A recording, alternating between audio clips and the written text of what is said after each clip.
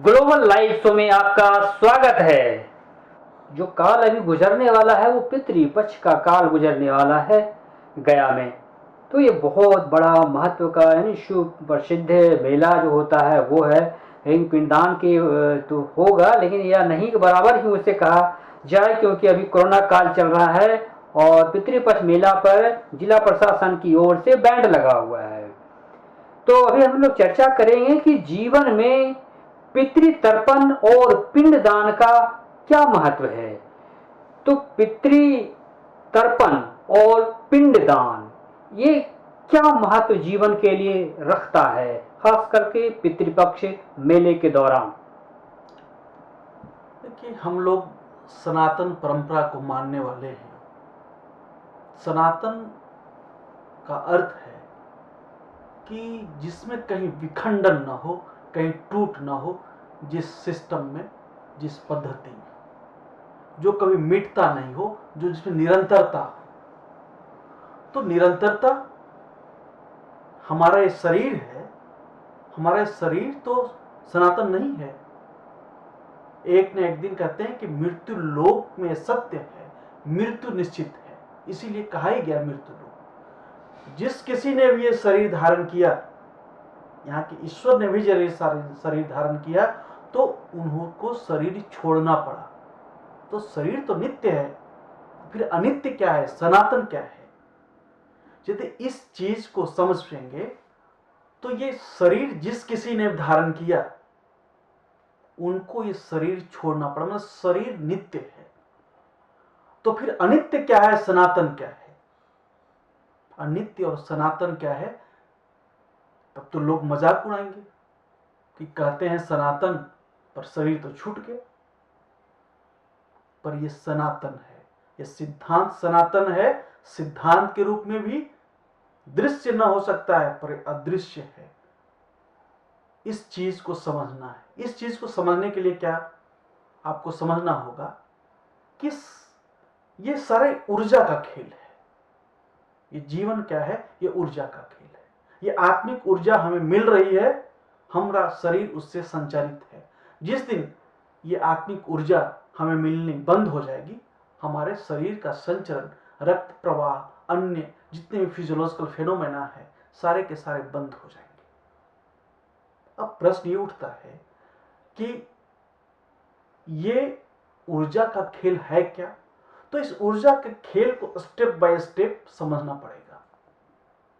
तब समझना पड़ेगा कि पिंडदान क्या है, पितर क्यों है। लोगों ने कहा ना कि 3 ऋण होते हैं, पितर ऋण, देव ऋण और गुरु ऋण। तो पितर ऋण, पितर के हम ऋणी क्यों है, किस बात के ऋणी है, इसके लिए समझना होगा। क्यों? शास्त्रों में कहा गया है कि ये शरीर स्थूल शरीर है, कहते हैं फिजिकल बॉडी है। उसके बाद क्या है, ये सूक्ष्म शरीर है। उसके बाद क्या है, कई लोग कहते हैं कारण शरीर है, मैं उसका सूक्ष्म शरीर है। मैं ऐसा क्यों कहता हूं, मैं उदाहरण के दौरान समझाऊंगा। उसके बाद क्या है, आत्मा है। तो आत्मा क्या है, ये ऊर्जा का पिंड है। आत्मा ऊर्जा का पिंड है। उसी तरह से ये मन की सोच के रूप में लेते हैं। ये हमने फिजिकल बॉडी के रूप में लिया, तो इसको स्थूल शरीर, सूक्ष्म शरीर और आत्मा के रूप में बांटा। इसको हम सोच के रूप में बांटते हैं। कहता ये चेतन मन है, जो आप सोच रहे हैं, समझ रहे हैं, देख रहे हैं, सुन रहे हैं, ज्ञानेंद्रियों के द्वारा महसूस जो कर रहे हैं, ये चेतन मन है। चेतन मन के ऊपर क्या होगा, अवचेतन मन है। अवचेतन मन क्या है, जो आप खुली आंखों से देखते सुनते नहीं है, कभी सपने में दिखाई देता है, वो अवचेतन मन है। पर वो चेतन मन में आ सकता है, चेतन मन में नहीं भी आ सकता है। तो ये सोच की दूसरी अवस्था है। इसके बाद की अवस्था क्या है, कहते हैं पराचेतन मन है। वो पराचेतन मन की बात लोगों के समझ में आने के लिए लोगों को ज्ञान, जो कहते हैं ज्ञान प्राप्त कर लिया, वो ज्ञानी होना, ज्ञान की अवस्था तक पहुंचनी होती है। कहते हैं कि एनलाइटमेंट, ये पराचेतन मन है। तो इस एनलाइटमेंट या रोशनी, ये ऊर्जा आई कहां से? जब हम उससे योग कर पाते हैं, योग की अवस्था में होते हैं। और योगी वही है जो इस चेतन मन, अवचेतन मन से योग करके पराचेतन मन तक समझ सकता है, महसूस कर सकता है। चेतन मन में, पराचेतन मन में सबके है।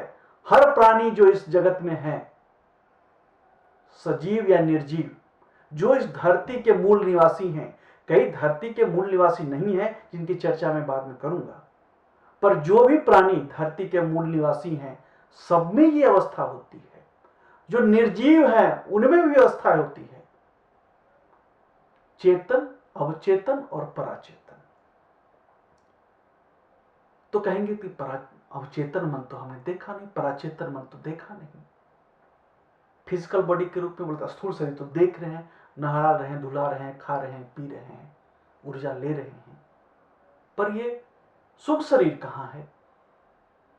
ये आत्मिक ऊर्जा कहां है? तो कहते हैं आत्मा से मिलन यही योग है। तो योगी की वो अवस्था भी है, वही कहते हैं ज्ञान है। तो ये फिजिकल बॉडी के रूप में यदि आत्मा के साथ हमारा मिलन होता है तो उसको कहते हैं योग। यही संपूर्ण योग है। ये संपूर्ण योग नहीं है, मैं गलती से बोल गया। क्यों संपूर्ण योग नहीं है? क्यों? क्योंकि आत्मा से आप जुड़े हैं, पर आत्मा किसका है? ये परमात्मा का अंश है। यदि परमात्मा से मिलते हैं तब वो संपूर्ण योग है।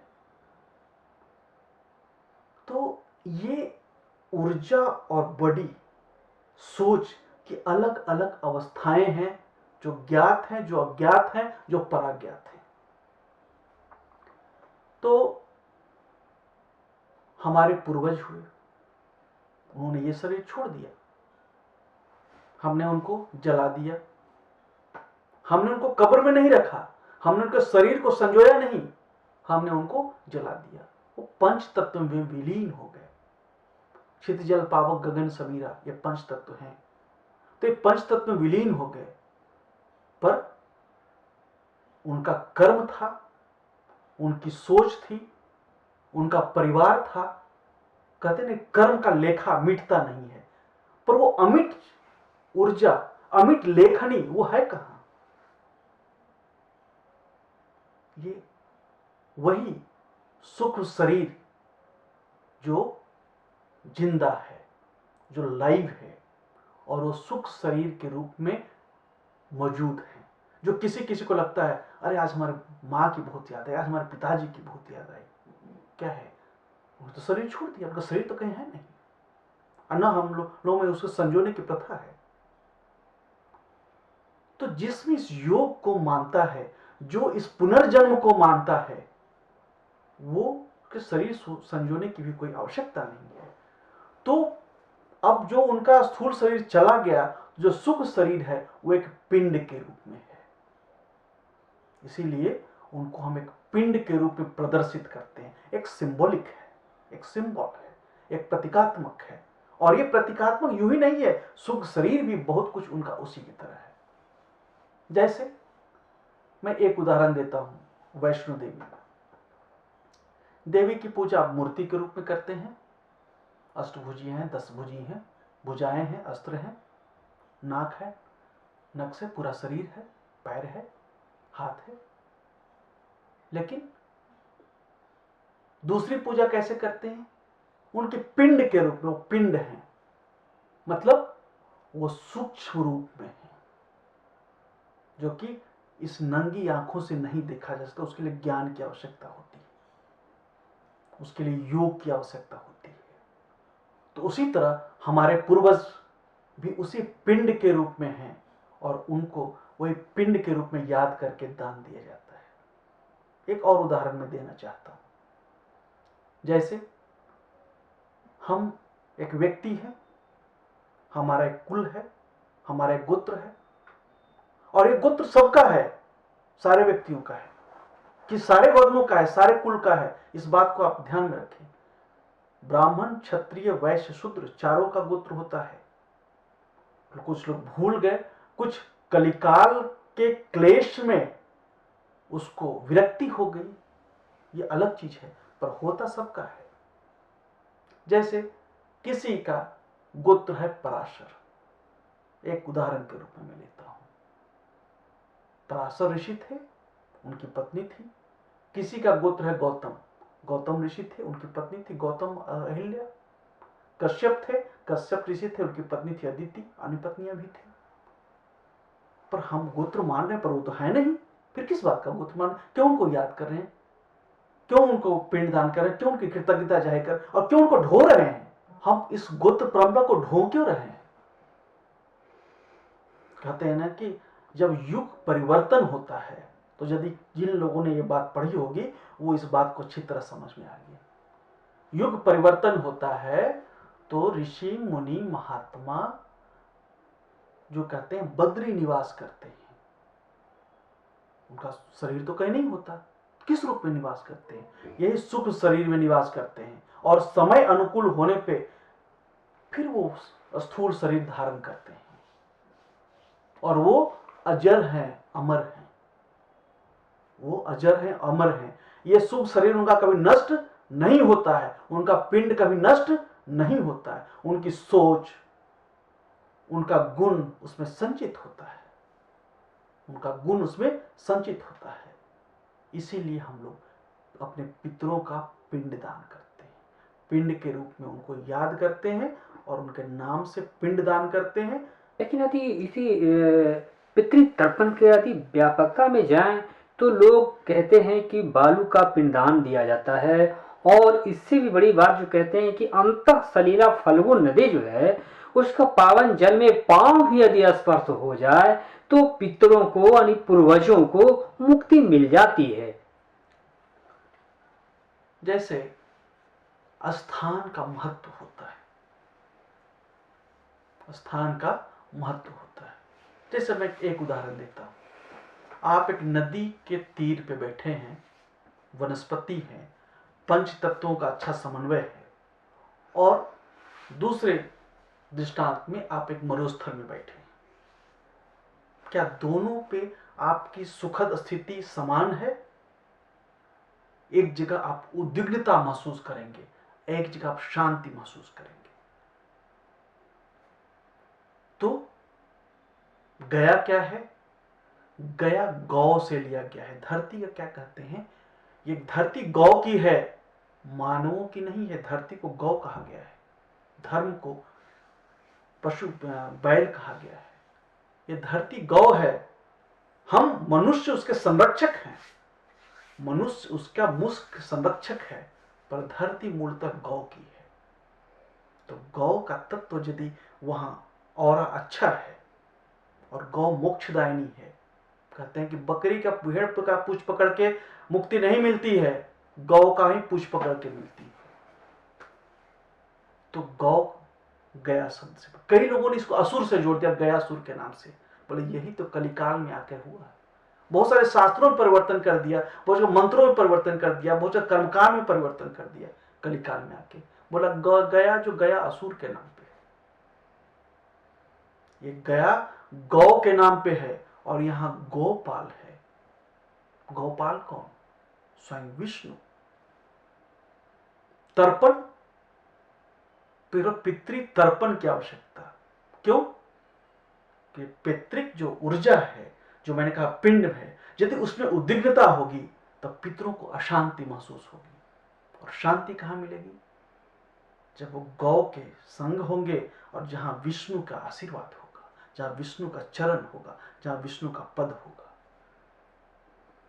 इसीलिए कहा कि यहां पे शांति महसूस होगी। उस सुख शरीर को भी, या स्थूल शरीर को हो सकता है, क्योंकि इस झंझावात में, ये भौतिक जगत में भटके हैं, उसको इसका महत्व न पता हो, पर उस सुख शरीर को, जो पिंड है हमारा, उसकी गुणवत्ता बेहतर होती है, उन्हें शांति महसूस होती है। अब चल रहा बालू का पिंड देने का, तो क्या है? जैसे पत्थर है, ये पत्थर है, पर उसको कब पूजना शुरू करते हैं? मूर्ति बनाते हैं, मंदिर में स्थापित करते हैं, तो क्या पूजना शुरू कर देते हैं? नहीं, पहले प्राण प्रतिष्ठा करते हैं। क्या करते हैं? पहले प्राण प्रतिष्ठा करते हैं। तो क्या है, ये बालू का बना लें, मिट्टी का बना लें, चावल का बना लें, पत्थर का बना लें, तो इसे प्राण डालते हैं संकल्प से, स्मरण से, और उस प्राण को हम कृतज्ञता जाहिर करते हैं, ईश्वर से प्रार्थना करते हैं उनकी शांति के लिए। तो प्राण ऐसे भी तो अदृश्य है, ज्ञानी को ही दिखाई देता है, ये सामान्य चक्षु से दिखाई नहीं देता है।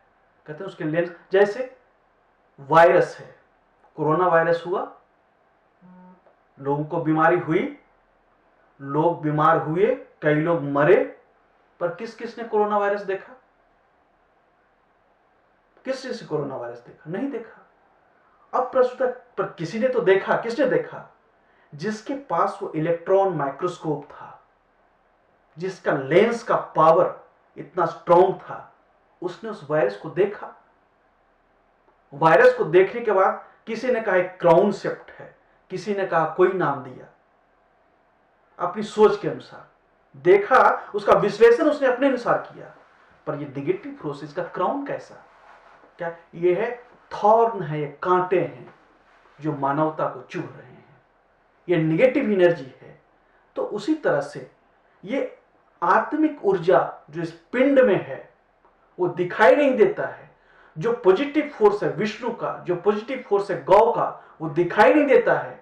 पर यदि उसका स्मरण, पितरों का स्मरण करके उनके साथ जोड़ते हैं तो उनको शांति मिलती है, कहते हैं कि तृप्ति मिलती है, यही उनको आह्लाद होता है।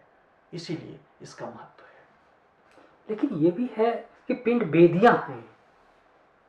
पूर्व के वक्त में कहा जाता है 365 वेदियां थीं, अब तो 45 वेदियां हैं, लेकिन ये वेदियों की चर्चा है। तो इस काल में वेदियां क्या महत्व है? देखिए, वेदियां, जैसा कि हमने कहा कि यदि एक मरुस्थल में बैठते हैं और एक नदी के किनारे बैठते हैं जहां शीतल जल बह रहा हो, या समुद्र के किनारे बैठते हैं जहां ठंडी हवा चल रही हो, तो वेदियां इसी तरह हैं। कहाँ? जहां आध्यात्मिक ऊर्जा अधिक है। आध्यात्मिक अधिक क्यों है? क्योंकि पहले वहां पे जप, तप, ध्यान किया गया है। कहते हैं कि जहां ऋषि मुनि ने तपस्या की है वो स्थल सिद्ध होता है। सिद्ध क्यों होता है? क्यों? क्योंकि वहां का ऑरा बेहतर होता है और जगहों से। वहां की एनर्जी की क्वालिटी, एनर्जी है सब जगह, लेकिन एनर्जी की क्वालिटी क्या है इस पे निर्भर करता है। तो वेदियां बनाएगी, एनर्जी की क्वालिटी बेहतर है, और उसको ऋषि मुनि, हमारे पूर्वजों ने, ब्राह्मणों ने, तपस्वियों ने उनको कर्म कांड के द्वारा, जप और तप के द्वारा उसको सिद्ध किया हुआ है। और ऐसे भी जहां कहते हैं विष्णु का पद हो, वहां फिर और किसकी आवश्यकता है? मोक्ष के लिए और चाहिए ही क्या? मैंने कहा जहां आत्मा का, परमात्मा जो का पद हो, वहां आत्मा को परमात्मा से मिलना आसान होता है। और जो आत्मा, आत्मा क्या है? परमात्मा के अंश है। तो परमात्मा की तरफ कदम बढ़ाने से, परमात्मा की तरफ मूव करने से जो शांति मिलती है वो वर्णन नहीं किया जा सकता शब्दों में। इसीलिए ये वेदियां क्या सिद्ध स्थल हैं। और धीरे धीरे क्या कालांतर में, कलिकाल के प्रभाव में थोड़ी सा निगेटिव ऑरा थोड़ा बढ़ा, लोगों का चाल चलन, खान पान, सोच सबसे प्रभावित होता है।